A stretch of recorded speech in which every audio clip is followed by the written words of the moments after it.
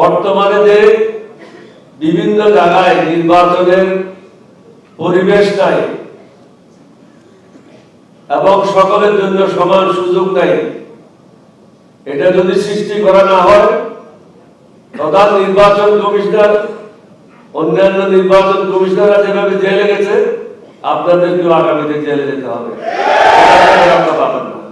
আপনারা আওয়ামী লীগের শাসন দেখেছেন, বিএনপির শাসন দেখেছেন। এখন আপনাদেরকে অনুরোধ করব, ন্যায়ের শাসন, সুশাসন, চাঁদাবাজ মুক্ত, দুর্নীতি মুক্ত একটা শাসন দেখার জন্য।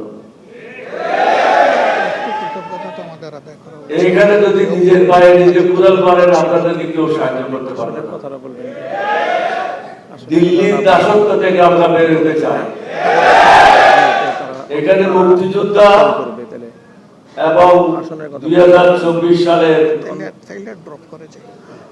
জুলাই যুদ্ধের সংখ্যালঘু এখানে মিলন ঘটেছে, এটা অন্য কোনো জায়গায় এই মিলন ঘটে। জাতিকে সিদ্ধান্ত নিতে হবে, আপনারা কি ভারতের দাসত্ব করবেন না বাংলাদেশের জনগণের খেদমত করবেন? আমরা যারা এখানে উপস্থিত হয়েছি, আমরা জনগণকে শাসন করার জন্য উপস্থিত হইনি, আমরা জনগণের সেবক হিসেবে কাজ করার জন্য উপস্থিত হয়েছি। বর্তমানে যে বিভিন্ন জায়গায় নির্বাচনের পরিবেশ নাই এবং সকলের জন্য সমান সুযোগ নাই, এটা যদি সৃষ্টি করা না হয়, প্রধান নির্বাচন কমিশনার অন্যান্য নির্বাচন কমিশনাররা যেভাবে জেলে গেছে, আপনাদেরকেও আগামীতে জেলে যেতে হবে।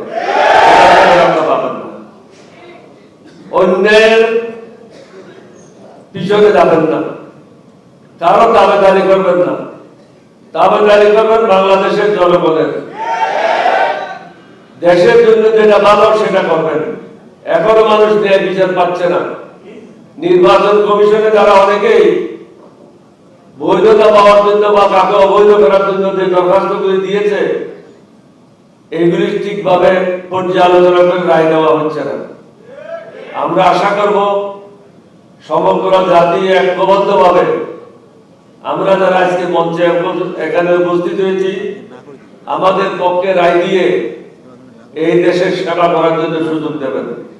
আপনাদের সবাইকে ধন্যবাদ। সুন্দর ভবিষ্যৎ কামনা করে আমার বক্তব্য এখানে শেষ করছি। আসসালামু আলাইকুম ওয়া রাহমাতুল্লাহ।